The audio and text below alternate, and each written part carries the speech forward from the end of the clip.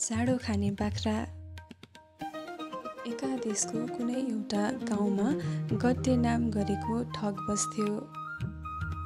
सानै बेलाको उमेरमा नै उसको बाबुआमा बितेकोले बाल्य अवस्थामा नै उसले विभिन्न मान्छेहरूको घरमा काम गरेर, ठगेर, चोरेर अनेक तरिकाले आफ्नो बाल्यकाल बितायो। त्यसकारण कुनै नयाँ मान्छे देखेमा वा आफ्नै गाउँको कुनै मान्छे भेटेमा पनि त्यो मान्छेलाई कसरी ठग्ने होला भनेर एउटा न एउटा जुक्ति निकालिहाल्थ्यो। एक दिनको कुरा हो, ऊ घुम्दै हिँडिरहेको बेलामा बाटोको छेउमा एउटा बुढो किसानले दुईवटा बुढो गोरु बाँधेर जोतिरहेको देख्यो र ती गोरुहरू पनि बुढो भएकोले छिटो छिटो हिँड्न सक्दैनथे। त्यसैले अब यो किसानलाई ठग्नुपर्छ भनेर उसले किसानको नजिकै गएर भन्न थाल्यो, बुढाबा, म तपाईँको गोरुहरूलाई एकदम छिटो छिटो हिँड्न बनाइदिन सक्छु। नत्र यत्रो धेरै बारी छ, कति बेला जोतेर सक्नुहुन्छ? नत्र तपाईँले यो बारी त 1 महिनासम्म जोतेर पनि सक्नुहुन्न। धेरै दिन पो लाग्छ है यो बारी जोत्न त। किसानले पनि त्यस बटुवाको कुरामा विश्वास गर्यो र हुन्छ भनेर त्यो बटुवाको आग्रह स्वीकार गर्यो र गट्टेले बारीको कुनामा र अलिकति सेतो माटो र अलिकति रातो माटो लिएर आयो र दुईवटै गोरुलाई आधा आधी सेतो माटो र आधा आधी रातो माटो दलेर माले गोरु बनाइदियो र उसले हाहाहुहु गरेर दुईवटै गोरुलाई छिट्टोसँग कुदाइदियो र बुढोलाई घन्टौँ लाग्ने बारी एकैछिनमा जोतेर सकाइदियो। अनि त्यो बुढा किसानसँग गएर भन्न थाल्यो, देख्नुभयो, मैले तपाईँको गोरुहरूलाई कति छिटो जोत्न सक्ने बनाइदिए, तपाईँको गोरुहरूलाई कति छिटो हिँड्न सक्ने बनाइदिए। साह्रै तिर्खा लाग्यो, तपाईँले पानी ल्याउनु भएको छ बुढाबा? यसरी उसले पानीको आग्रह गरेपछि बुढो किसानले भन्यो, यहाँ त ल्याएको छैन, ऊ त्यहाँ माथि मेरै घर हो, त्यहाँ माथि गएर मागेर खानु।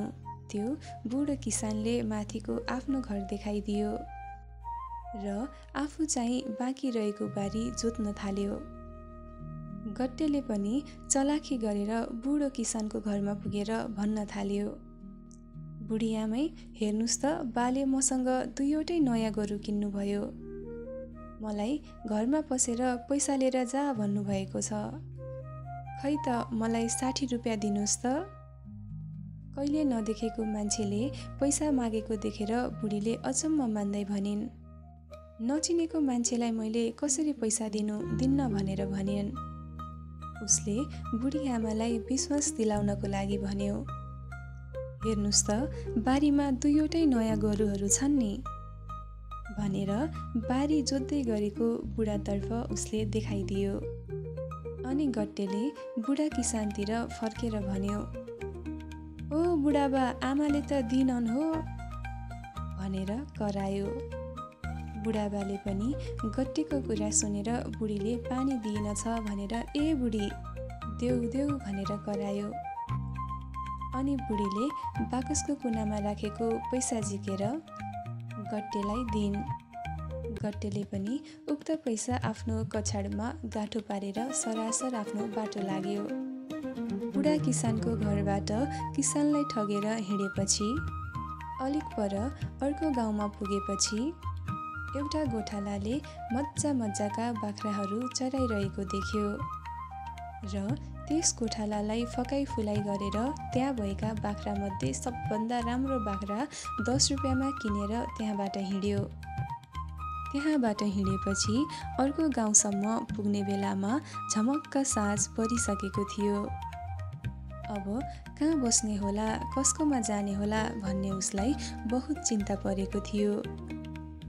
किसानलाई ठगेर ल्याएको कछाडमा राखेको पैसा र गोठालालाई फकाइ फुलाइ गरेर 10 रुपियाँमा किनेको बाख्रा लिएर एउटा घरमा ऊ बास माग्न पुग्यो। साँझमा एउटा धनी मानिसकोमा पुगेर उसले त्यहाँ दिनभरि हिँडेर थाकेकोले त्यो बाख्रा थ्याच्च भुइँमा बस्यो। उक्त धनी मानिसको घरमा बास पाएपछि गट्ठेले शरीरमा केही पनि नलाइकन उक्त कछाडको भरमा सुत्न थाल्यो। गट्ठेले केही पनि नलगाइकन एउटा सानो कछाडको भरमा बाख्रालाई नजिकै राखेर रातभरि बस्यो। जाडोको महिना थियो। घरका सबै मानिसले आगो तापेर बसिरहेका थिए। बाक्ला बाक्ला कपडा लगाएका थिए, त्यही पनि सिउसिउ सिउसिउ गर्दै काँपिरहेका थिए। तर गट्ठे एउटा सानो कछाडको भरमा पिँढीमा बसिरहेको थियो। घरका मानिसले यो देखेर उसलाई भने, जानुहोस्, खोरमा गएर त्यो बाख्रालाई बाँध्नुहोस् र तपाईँ पनि आगो ताप्न आउनुहोस्। माघ महिनाको यस्तो जाडोमा तपाईँ कसरी कछाड लगाएर रातभरि पिँढीमा बस्न सक्नुहुन्छ र तपाईँले यो रात कसरी कटाउन सक्नुहुन्छ? त्यो घरको मान्छेको त्यस्तो कुरा सुनेर उसले यस्तो उत्तर दियो, मेरो जाडो त यो बाख्राले खान्छ नि हजुर, हेर्नुहोस् त, मलाई त जाडो नै भएको छैन। यो बाख्राले मुख चलाइरहेको छ, यसैले मेरो जाडो चपाइरहेको हो। यो बाख्रो त अचम्मको छ, यसले त मान्छेको जाडो खाइदिन्छ नि। यसरी त्यो घरको मान्छेलाई पनि ठग्ने विचारले बाख्राले जाडो खाने बताइदियो। उक्त घरको मान्छेहरू पनि कस्तो अचम्मको बाख्रा रहेछ जाडो खाने भनेर तिनछक्क परे। रातभरिमा त्यो धनी घरको बुढाबुढीले सल्लाह गरे, यस्तो राम्रो मान्छेको जाडो खाने बाख्रा हामीले किन्न पाए हुन्थ्यो भनेर सल्लाह गरे। एउटा सानो कछाडको भरमा गट्ठेले रातभरि कटायो। अनि बिहान भयो। भोलिपल्ट बिहान गट्टेको त्यो बाख्राले जाडो खान्छ भनेर 500 रुपियाँमा उक्त खसी किनेर राखे। गट्टे पनि 500 रुपियाँ लिएर बिहानै झिसपिसेमा आफ्नो बाटो लाग्यो। हिँड्दै जाँदा एउटा जङ्गलको बिचमा अकस्मात उसलाई एउटा भालुले झम्टियो। घना जङ्गल, ऊ एक्लै छ। कसो कसो ऊ भालुको कम्पटमा समातेर भालुको माथि बस्न पुग्यो र भालुले उसलाई केही पनि गर्न सकेन। ऊ भालुको कम्पटमा समाएर बसिरहेको बेलामा बाटोमा एउटा मानिस घोडामा चढेर आइरहेको उसले देख्यो। त्यसपछि यो मान्छेलाई पनि ठग्नुपर्छ भन्ने छेर भालु छेर, छेर भालु छेर भन्न थाल्यो। खबरदार, कसैले पनि मेरो भालुले छेरेको पैसा नटिप्नुहोला भन्न थाल्यो। खबरदार भन्दै कराउन थाल्यो। उता घोडामा आइरहेको मानिसले पनि एकछिन घोडा रोकेर भन्न थाल्यो। त्यो मानिसले एकछिन घोडा रोक्यो र त्यो तमासा हेर्न थाल्यो। जब जब त्यो मानिसले गट्ठेलाई हेर्थ्यो तब तब गट्ठेले खबरदार, मेरो भालुले छेरेको पैसा कसैले नटिप्नुहोला भनेर लुकाएर पैसा खसालिरहन्थ्यो र कराउन थाल्थ्यो। त्यसपछि त्यो घोडामा रहेको मानिस गट्ठेको नजिकै आएर चारैतिर हेर्न थाल्यो र चारैतिर पैसा छरिएको देख्यो। चारैतिर पैसा छरिएको देखेर त्यो मानिसलाई पनि लोभ लाग्यो। यस्तो पैसा छेर्ने भालु मैले पनि भालुलाई पैसा छेराउन पाए हुन्थ्यो भन्ने उसलाई लाग्न थाल्यो र उसले गट्ठेलाई भन्यो, मलाई पनि यो भालुबाट पैसा छेराउन दिनुहोस् न। कति पैसा लाग्छ म तपाईँलाई दिन्छु। त्यो मान्छेको कुरा सुनेर गट्ठेले भन्यो, तपाईँलाई इच्छा भए आउनुहोस्। त्यो मान्छेले पनि गट्ठेले भने बमोजिम गर्यो अनि गएर भालुको कम्पटमा समात्न पुग्यो र गट्ठे भालुबाट फुत्कियो अनि आफूले छरेको सबै पैसा टिप्यो र उक्त मानिसको घोडा चढेर त्यहाँबाट हिँड्यो। गट्ठे घोडा चढेर अगाडि बढ्दै थियो।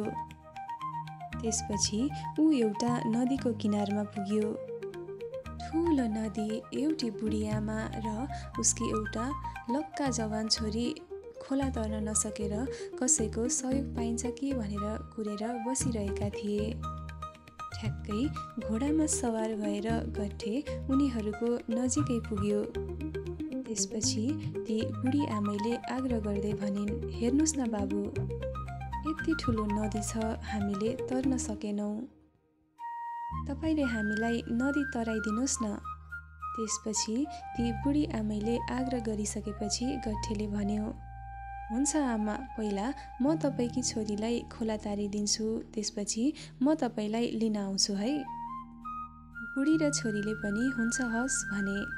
त्यसपछि उसले नदी तराउन घोडामा राखेर लिएर गयो। छोरीलाई नदी तराइसकेपछि उसले उसँग केही बेर कुरा गर्यो र बुढीको छोरीलाई लिएर गयो। छोरीलाई नदी तराएर छोरीलाई लिएर गएको देखेर बुढीले कराउँदै भनिन्। बुढीले यसरी आफ्नो छोरीलाई लिएर गएको देखेर कराएर भन्न थालिन्, लौ न, मेरो छोरीलाई कहाँ लिएर गएको? कहाँ हो तिम्रो घर? के हो तिम्रो नाम? मेरो छोरीलाई कहाँ लगेको? यसरी बुढीले कराउँदै भन्न थालेको सुनेर गट्ठेले भन्यो, ए आमै, तोरी फुल्ने गाउँ, ज्वाइँ हो मेरो नाउँ। यसरी उत्तर दिएर बुढीकी नवयुवती छोरीलाई लिएर हिँड्यो र एउटा घरको बन्दोबस्त गरेर सँगै बस्न थाल्यो।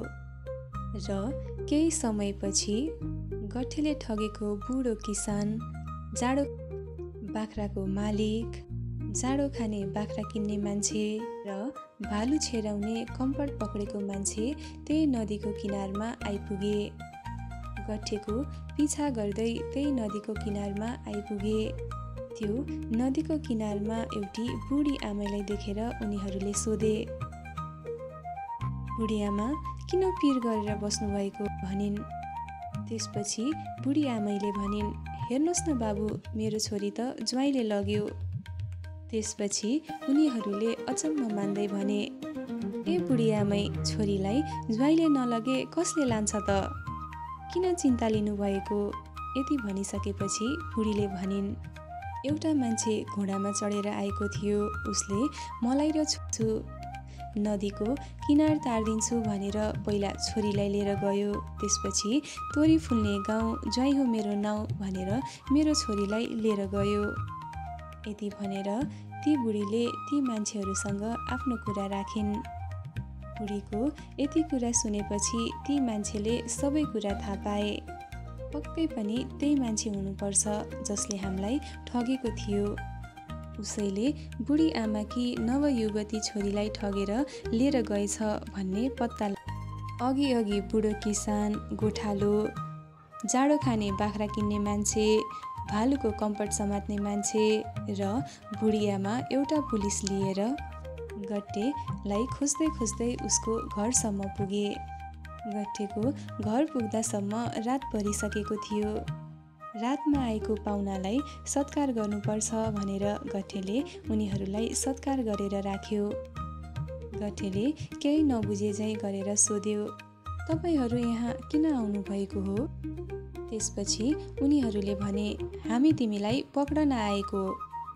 पाहुनाहरूको यस्तो कुरा सुनेपछि उसले भन्यो, रात छिप्पिसक्यो, पुलिस चौकी निकै टाढा छ, यो रातमा पुलिस चौकी हिँडेर पुग्न सकिँदैन।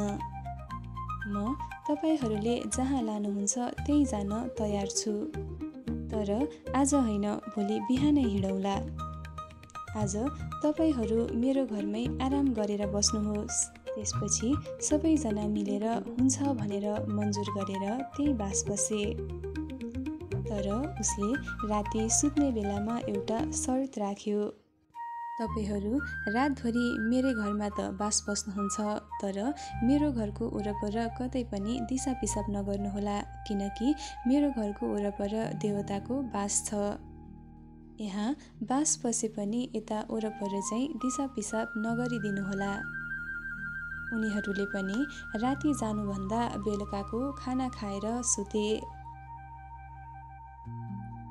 उनीहरू मस्त निन्द्रामा परेको बेलामा उनीहरूले थाहा नपाउने गरेर गट्ठेले कोदोको खोले पकायो र उनीहरू मस्त सुतेको बेलामा पछाडि दलिदियो र आफू चाहिँ मजाले सुत्यो। बिहान हुनुभन्दा पहिले एकजना सबभन्दा पहिले बिउजिए। र उसको पछाडि केही चिसो लागेकोले के रहेछ भनेर छाम्न थाल्यो। दिशा पो रहेछ भन्ने उसलाई लाग्यो र उसले आफ्नो साथीहरूलाई भन्यो। यसै गरी सबैजना मानिसहरू बिउजिए र सबैले आफ्नो आफ्नो पछाडि छामे। सबैको पछाडि चिसो लागेको थियो अनि सबैलाई लाग्यो हामीहरूले दिशा गरेछौँ। बेलुका गठेले भनेको कुरा पनि उनीहरूले सम्झिए। यहाँ वरपर दिसा पिसाब नगरिदिनुहोला, फोहोर पनि नगरिदिनुहोला।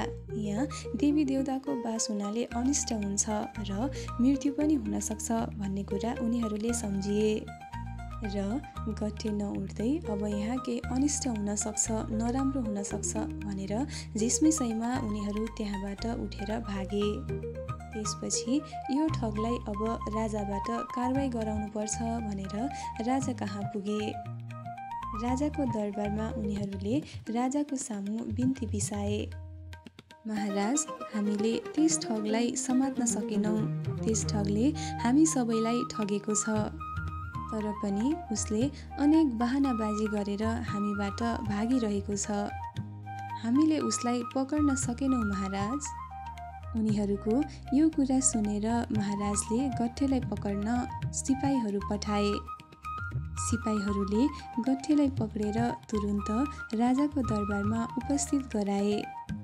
अनि राजाले गठेसँग सोध्यो, तैँले किन यी मान्छेहरूलाई? गठेले नम्र स्वरमा राजालाई जवाफ दियो, जीवन निर्वाह गर्ने अरू उपाय नभएकोले जीवन बिताउनको लागि मैले अरूलाई ठगेको हुँ सरकार। त्यसपछि राजाले फेरि सोधे, त्यसो भए तैँले मलाई पनि ठग्न सक्छस्? त्यसपछि गठेले भन्यो, साधन भएको भए सक्ने थिए सरकार, तर यहाँ केही पनि साधन छैन मसँग। घरमा भएको ती साधनहरू ल्याउनलाई मलाई एउटा तीव्र गति भएको घोडा पाऊ सरकार। त्यसपछि राजाले आफूसँग भएको सबैभन्दा राम्रो र छिटो दौडन सक्ने असल घोडा उसलाई दिए र ऊ त्यो घोडा चढेर आफ्नो घर गयो। त्यसपछि घर पुगेर आफ्नो श्रीमतीलाई माया गर्दै बस्न थाल्यो। यता एक दिन भयो, 2 दिन भयो, घरमा भएको साधन लिएर आउँछु भनेको गठे दरबारमा फर्किएन।